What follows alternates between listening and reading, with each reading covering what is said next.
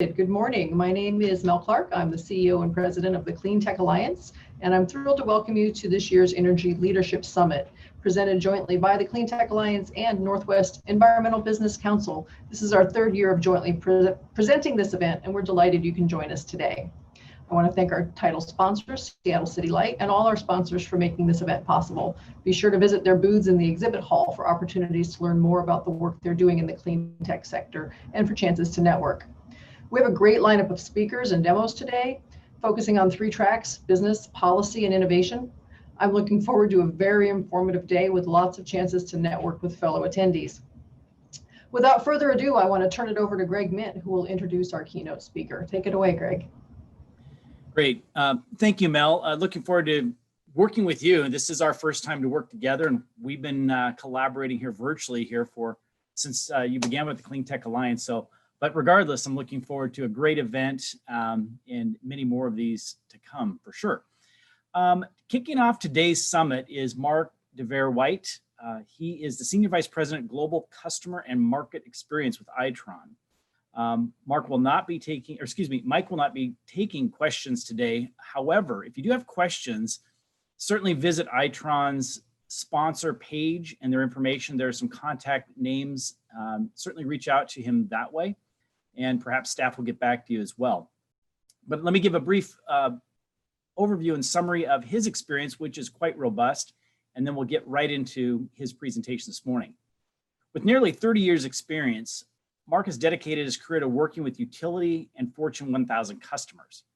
His deep experience in sales, product marketing, go-to-market strategy, and profitable general management of ongoing business operations. As Itron's Senior Vice President of Customer and Market Experience, he is responsible for leading Itron's sales, marketing, channel management, business development, customer support, and customer success activities across the full company portfolio. Prior to joining Itron, Mark oversaw consulting support, hosting, and account management at Silicon Energy. Additionally, he has held senior management positions in the software industry. And that's just a brief overview of his professional background. With that, Mark, thank you for joining us today and kicking off this year's summit.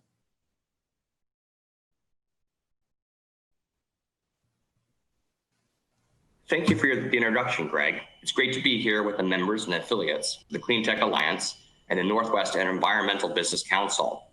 I'm excited to talk to you about the future of energy technology today. First, I have a slightly funny story that started with this group 3 years ago. And by the way, I definitely look 3 years and pre-COVID younger, with less gray hair, and now have glasses. So the story goes like this. My sons went to my parents' home in Lake Tahoe for a ski week, as they do every year. They were talking with my mother and father, and what I do for a living came up as part of their discussion. My youngest son called her and answered, "That's easy, Grandma. You can search Dad and see one of his presentations." So my mother asked, "Okay, can you go to the Google and show me?" What came up was actually this presentation here, where I was with you guys 3 years ago.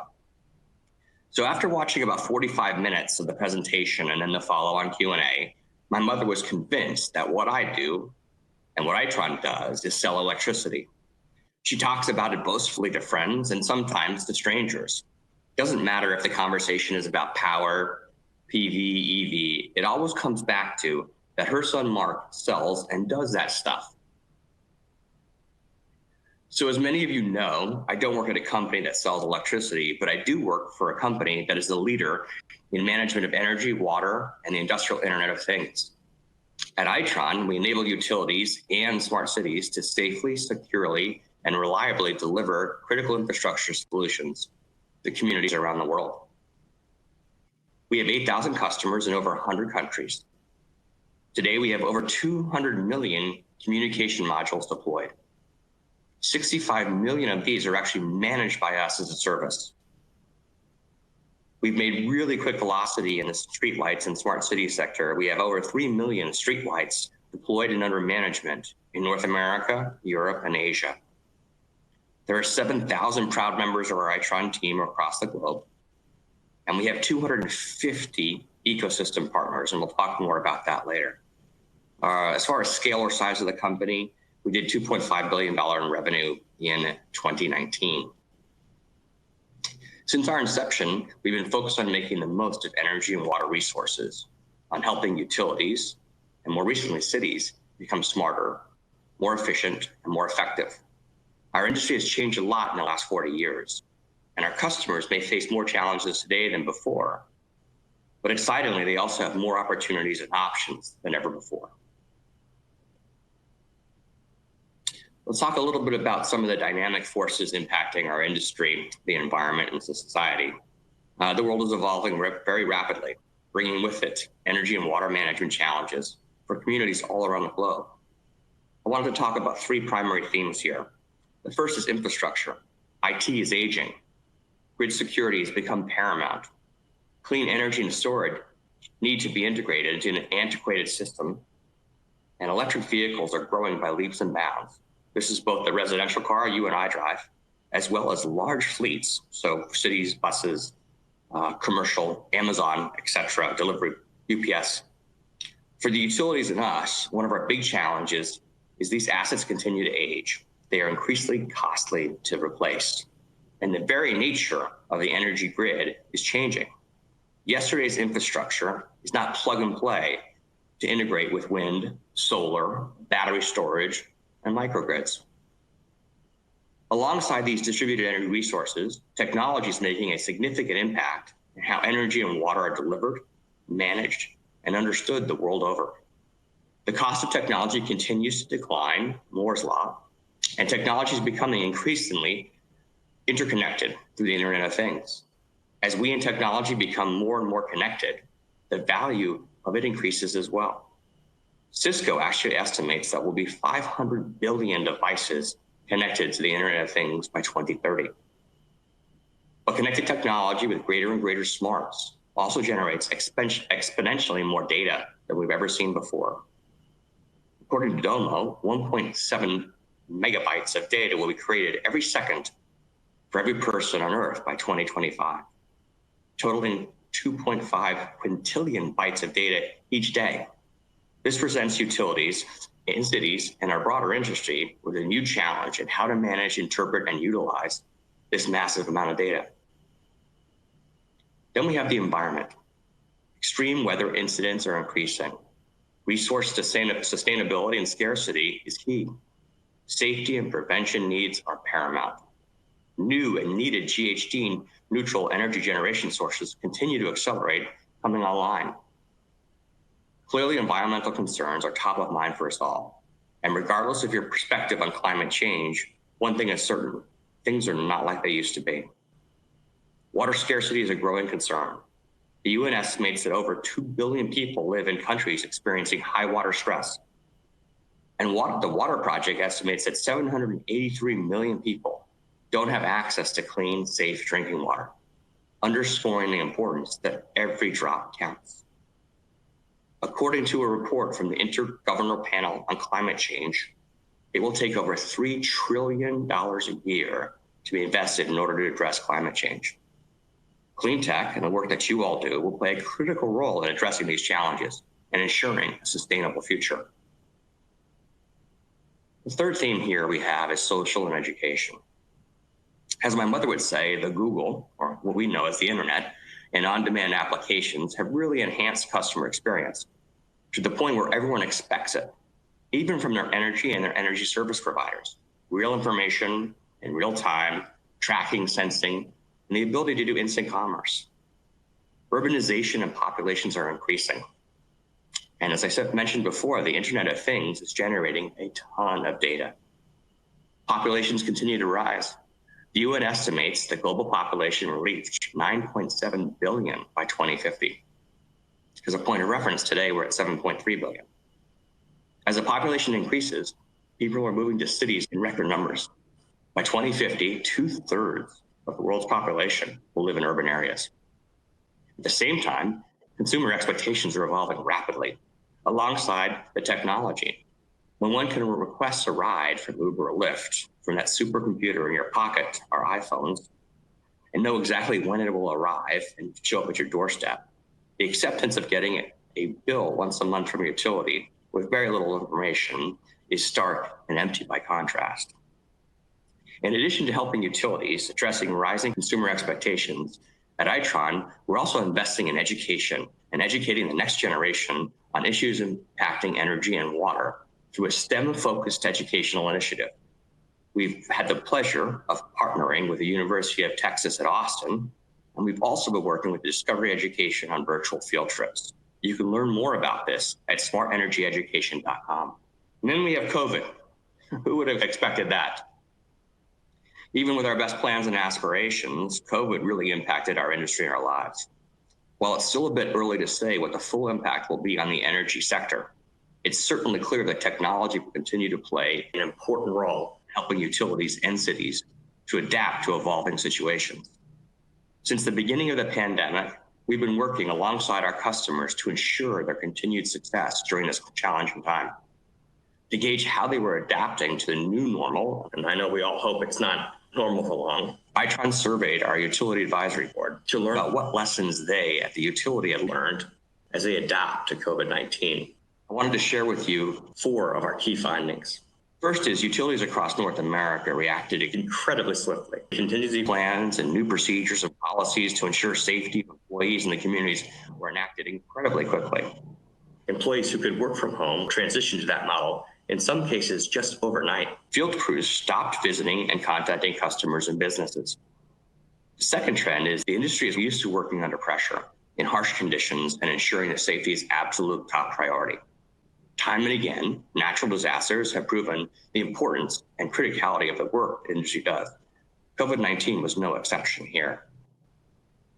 The next theme has to do with community service and compassion. Really took center stage. Our customers, the utilities, have always been a huge player in their local communities. The pandemic only accentuated this. They also looked out for the consumers.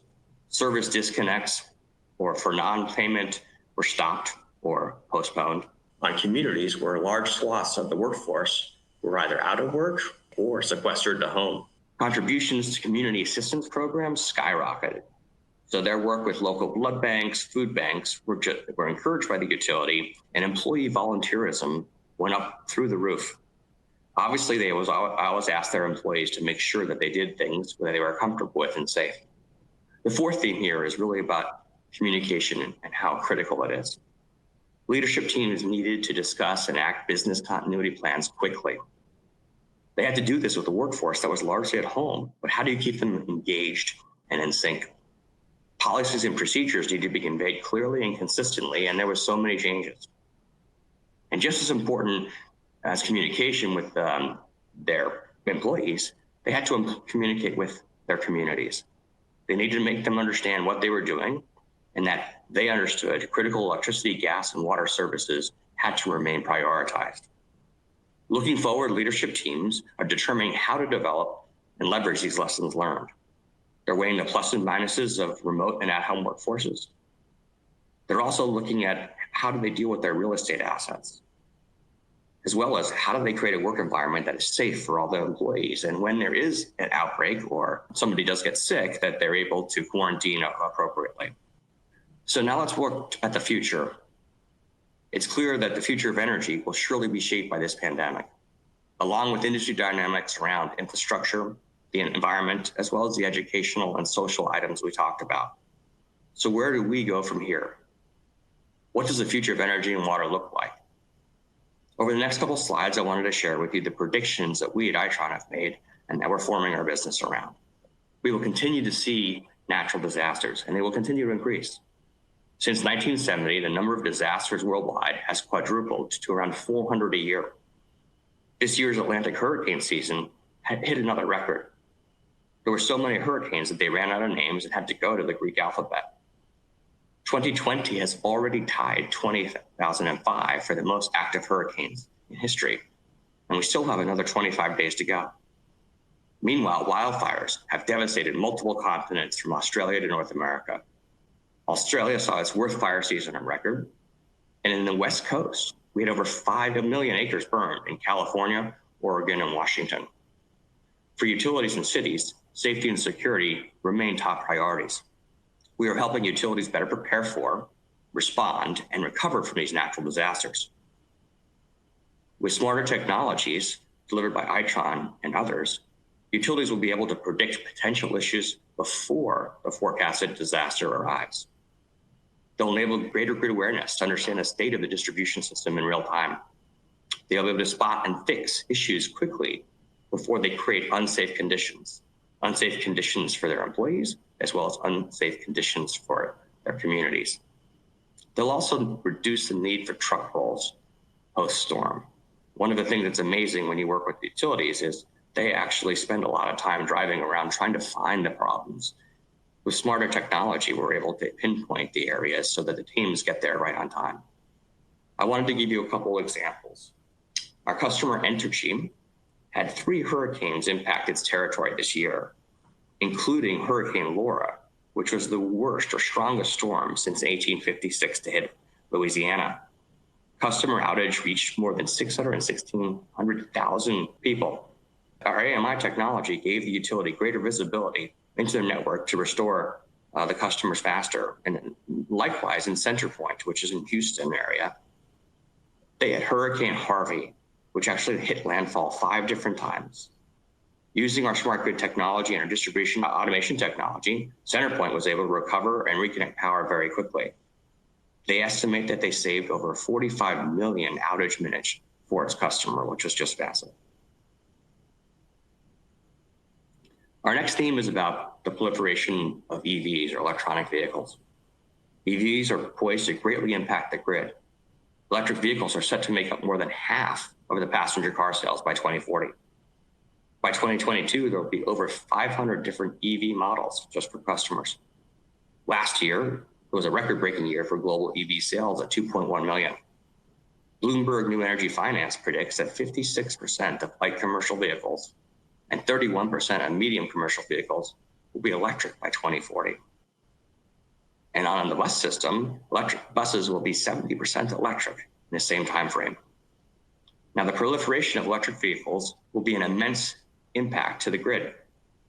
In particular, electrification of public transportation and fleets, they will really move the needle towards sustainability goals. But to do this, we need to ensure the availability of electricity, the reliability of the distribution grid and its assets so that we can get electricity to the vehicles that are charging, as well as cost effectiveness. Itron is helping our utility customers with this transition. Utilities will need to be able to monitor, control, and forecast EV charging demand. I wanted to give you one example here. Probably about 10 years ago, when we were deploying in Southern California our AMI technology, our customers started noticing a huge increase in failures, transformer failures. The thing that was perplexing to them was that the transformers were failing in new neighborhoods and at much higher rates. After looking at the AMI data and the data streams, we started realizing that the failures were almost all happening in the evening. And what it was is what we call the Prius effect. In these high-end neighborhoods, more and more people were buying electric cars. And as they all went in to plug in at night, the transformer would blow. So let's get to our next theme. Installed renewable energy capacity in the US is expected to increase to 443 gigawatts by 2030. That's double the current capacity. Renewables expanded by 7.6% in 2019 alone. And renewable power outpaced fossil fuel growth by 2.6 times. It's becoming increasingly more economical to add battery storage to new renewable projects. Over the last decade, a huge surge in lithium-ion battery production has led to an 85% decrease in costs. These energy sources are distributed, and they create bidirectional flow of energy. The whole grid has to change to manage this trend. The increase in renewables and distributed generation will impact utility operations greatly. They're already starting to. Making sure that the utilities want to leverage unique data streams to determine more short-term forecasting mechanisms and better planning. I wanted to give you one example of one of our customers, Fort Collins in Colorado. Fort Collins called their 1,000th demand response event using our Intellisys platform this year. They have over 7 districts integrated into the platform. Itron also partners with them and services 16 publicly owned EV charging stations. Together, we have eliminated 95% of previously reported electricity downtime, which is a great accomplishment. Utilities play a critical role in modernizing infrastructure because of their tremendous ability to invest capital. Plus, most importantly, they're already engaged with the cities and they reach and connect to every home and business. Utilities can modernize their own services and then use the same infrastructure for smart city services. Navigant research that the annual utility revenue opportunity in smart cities, for example, is expected to grow from $45 billion in 2018 to over $100 billion in 2027. Utilities are extremely well placed to benefit from enabling smart city services.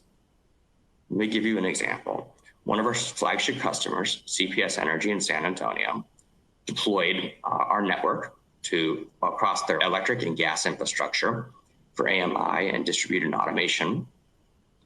They then partnered with the city of San Antonio Water to provide that network to read water metering. They've also partnered with the city to put in place smart streetlights and other smart city services, including smart parking, water monitoring, noise monitoring, air quality, and temperature sensing. All this on the CPS Utilities network. Looking to the future, electrification and digitization are major transformations that cities are going to undergo. The generation and storage around this cannot happen without leveraging advanced and connected technology.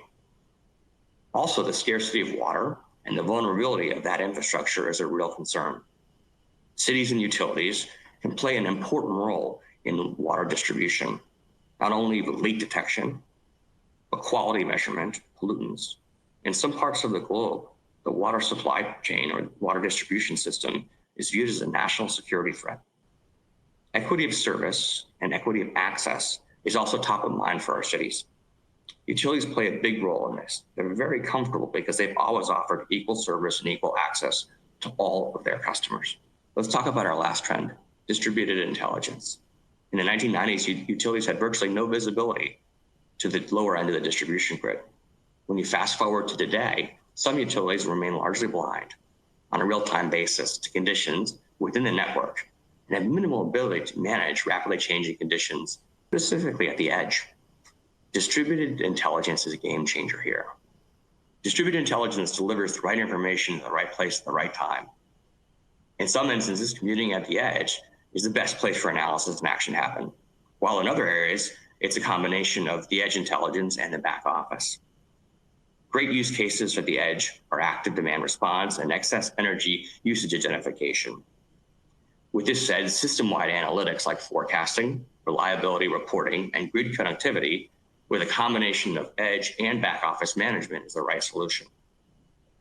To demonstrate the power of edge computing, a key partner of ours, Tampa Electric Company, or TECO, recently did a head-to-head test of our edge computing solution versus a well-established back office analytics company.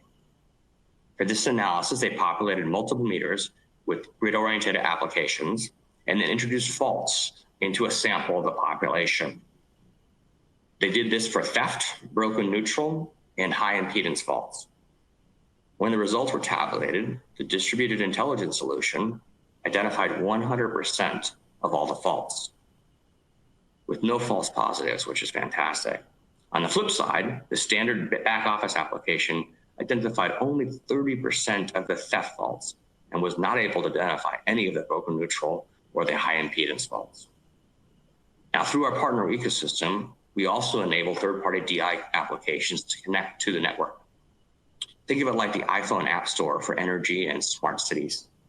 We have more than 250 ecosystem partners. We are partnering with companies like Vigily, Grid4C, Utilidata to couple their applications with our open-ended network. In fact, the very first commercially deployed application globally was for power quality, and it was done by one of our utility partners, ACT2QL, in Australia. We're always looking for innovators to join our ecosystem and invite you to come look at itron.com/partners. Working together, we can help address the challenges utilities face, from a changing climate and more natural disasters than ever to new emerging technologies. These dynamics are shaping our industry and our lives. We are in the midst of just tremendous change. I want to thank you for having me today. I hope the predictions and the information that we shared resonated with you. While it's very disappointing that we cannot be here together in person, it does work out okay for me. Now my mom can watch this video and see what I really do for a second time. Thank you very much. Stay healthy and stay safe. Great. Thank you, Mark. I really appreciate the presentation. And, you know, I'm glad your mother is going to have a chance to listen in on this next session for sure. A lot of information packed in there. Again, appreciate your presentation and appreciate Itron's support and sponsorship of this conference. Very much appreciate that. So for those of you there, I think there was 1 or 2 questions that came in. If you do have a question, I'm going to ask you that you direct that to Itron and their sponsor page. There's some staff there. You could probably reach out to Mark directly that way. We weren't able to connect up for a Q&A for this portion. But if you can do that, that'd be great. Just a few housekeeping items. We do have 2 what I would call mini sessions coming up and a break. And the break starts at 9:15. One is with Puget Sound Energy and the other one is with the Clean Tech Alliance. So I would encourage you to take in those sort of what I call mini sessions, if you will. Then the 3 breakout sessions will begin promptly at 9:45. So take a look at the agenda. With that, if you are new to this platform, I'm sure we're all in this sort of virtual world, but on the left, there is what I will call the menu of sort of the home page, the ability to search out sponsors and exhibitors and get to know what they're all about. Also look up other participants and see their bios and connect with them throughout the day. So I would encourage you to kind of explore that during the break if you haven't done that already. And then the great thing about these virtual conferences, it allows you to consume and take in the entire conference. So if there's a session you want to attend live via virtual platform, great, but the other sessions will be available for your access over the next 12 months. So I think that's a tremendous opportunity to really take in all the sessions that we're bringing to you this year for this summit. With that, have a great summit. We do have a little bit of a time break now, and we'll join you back in here for what I would say is our luncheon. Bring your lunch. This is our luncheon break. We'll be back here on the main stage here in a little bit. So with that, have a great summit.